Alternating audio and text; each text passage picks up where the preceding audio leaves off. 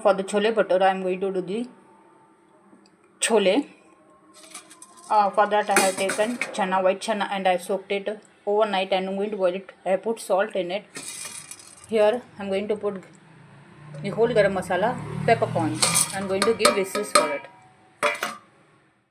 I have heated oil. I am going to put onion. This is green chili, ginger. This is dhania powder. This is garam masala, chili powder, chole masala, garlic ginger paste, and the turmeric powder. All this I am going to put in the oil.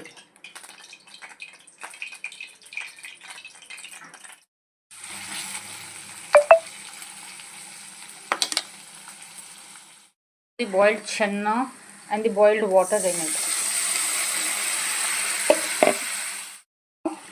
Cook it. No tomato is used. You can have it with chapati, puri, idli, dosa, and even with rice also.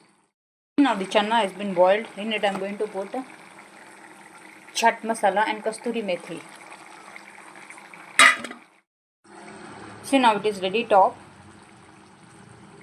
lemon juice. Top coriander leaves. Serve it with lime and onion. Okay, thank you for watching.